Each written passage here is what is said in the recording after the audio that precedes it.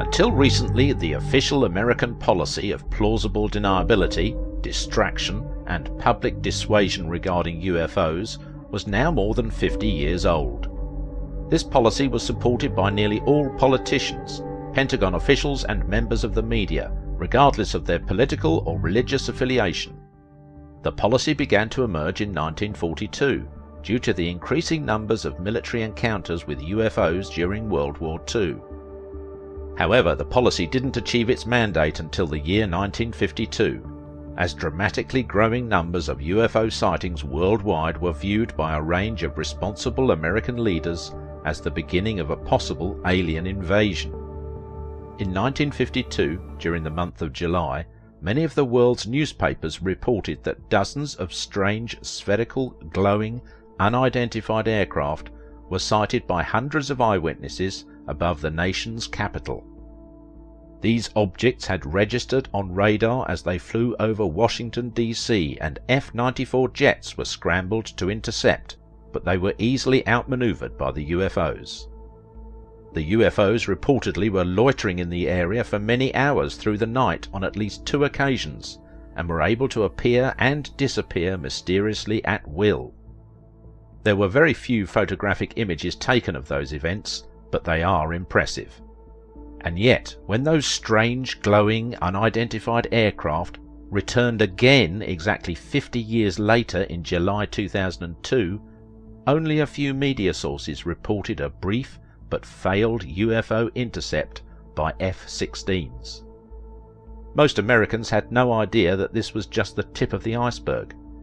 In fact, the events that occurred during 2002 were even more enigmatic than those of 1952 because of the incredibly clear, high-resolution, night-time photographs that were taken. Colour images captured on high-speed film by a professional photographer show conclusively that during the month of July 2002, on the 4th and 16th, there were a number of UFOs flying over the restricted airspace of the Capitol building and the Washington Monument. And as incredible as it sounds, they provide evidence that on July 16th, UFOs encircled and landed on the Capitol building roof and the surrounding park area late that night. Here's what happened. On July the 16th at approximately 12:30 a.m, a professional photographer from Washington, D.C. was shooting an album cover for a recording artist using the reflecting pool and Capitol building as a background. Based on the photographer's testimony and the 2 images that he took, there were no other people on the Capitol building grounds at that time. However, what is clear from these 2 images is that there were at least 5 UFOs that penetrated restricted airspace in that location. At least 2 of these vehicles actually landed for a brief period. As that was occurring, one of the other UFOs entered the reflecting pool and submerged, while yet another UFO hovered nearby over the water, emitting an eerie-looking energy field that reflected light beneath it. After taking the 2 pictures in front of the Capitol building, the DC photographer then moved to a different location on the edge of the Capitol building's lower Senate Park. He estimates that 20 minutes elapsed before he took the next and final shot of the evening. The image's exposure time was 3.5 minutes. Hovering in the sky just above a commercial building, there are a number of UFOs, some grouped in a triangular formation. Near the ground there are 2 UFOs in the distance. However, floating in the air in front of the DC photographer, there are 2 oval-shaped, semi-transparent spheres of energy that he believes were UFOs equipped with some type of advanced optical stealth device. The amount of alien activity that took place that night was mind-boggling. The large formation of UFOs parked above the building emitted a strange energy. The highly complex signature of their energy fields was clearly captured on the film due to the long exposure time and their close proximity to the camera. Just prior to leaving the area, the UFOs generated a wormhole in space. Unfortunately, this incredible image came at a price. The DC photographer's fingers were burned by radiation and took about a year to heal. During one of our conversations he explained, "I was positioned underneath these objects, and according to my images they warped out, or whatever they did, and went back to wherever they came from in the time of that exposure.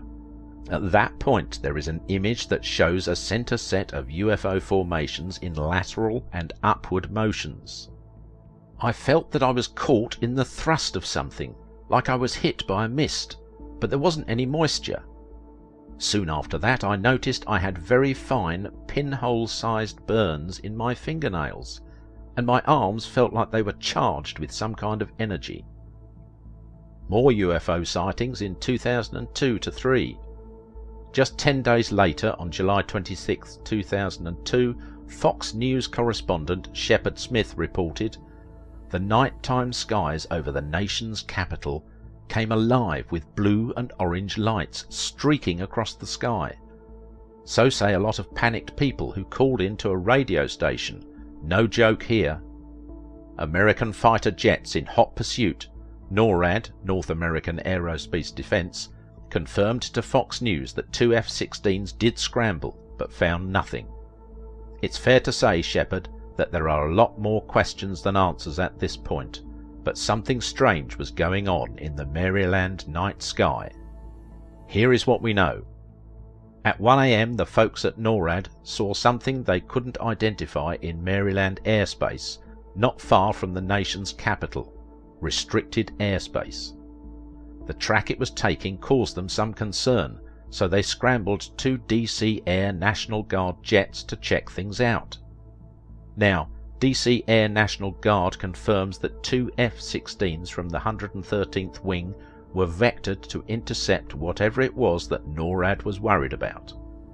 However, when the pilots got where they were supposed to be, they said they didn't see anything when they arrived on the scene.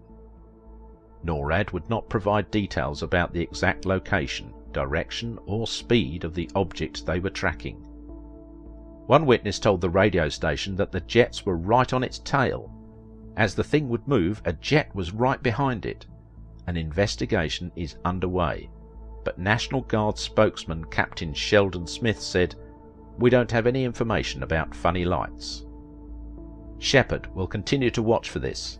Meanwhile, that same night, a father and son in Arlington, Virginia, had gone outside to get their cat off a ledge outside a second-floor window around 1:15 a.m. They were both looking up at the side of the house, wondering how to get their cat down, when 2 circular white lights flew over their house. They estimated the UFOs were about the size of a baseball held at arm's length. The UFOs were visible for about 2 minutes before moving off, but soon came back again. This time both UFOs stopped close by, and that was when the father and son realized the spheres were small. Both UFOs stopped for a second, and then one of the objects flew away at a right angle to its previous path of flight. The other object remained motionless for about 5 seconds, before continuing on pretty much its original direction. There were 2 separate objects flying in tandem at first, and then separately. They were clearly under intelligent control. 4 months later, on November 11, 2002, the DC photographer captured another amazing nighttime photograph of a small UFO. This object was a metallic sphere about the size of a golf ball that silently defied gravity, before swiftly moving off. 1 year later, in November 2003, Fox News reported that Air Force fighter jets had once again been scrambled, and that the White House had briefly been evacuated on November 20th after birds, or possibly disturbances in the atmosphere, tripped radar that keeps watch on restricted airspace around the complex. According to Fox News, Federal Aviation Administration spokesman William Schuman said, "It's a false radar target." When the NORAD fighters got to the location of the alleged violation, they found nothing. Schuman explained how flocks of birds or atmospheric disturbances might have caused the false radar reading, which was initially thought to be a plane flying within 5 miles of restricted airspace around the White House. So, should we just forget what happened in 1952 and again in 2002 and 2003? The big question regarding this ongoing alien incursion of restricted airspace is, at what point does a UFO or swarm of UFOs represent a threat to national security? Clearly, a 2-seater Cessna aircraft is considered a threat to national security. Why not a UFO? Perhaps it is because UFOs have not taken any overt hostile action towards us, yet. But by the mid-1950s, having studied the matter for years, the US government had concluded that the public's potential to panic due to waves of UFO sightings was the only clear and present danger to national security, and thus began the official denial, distraction, and dissuasion regarding this matter.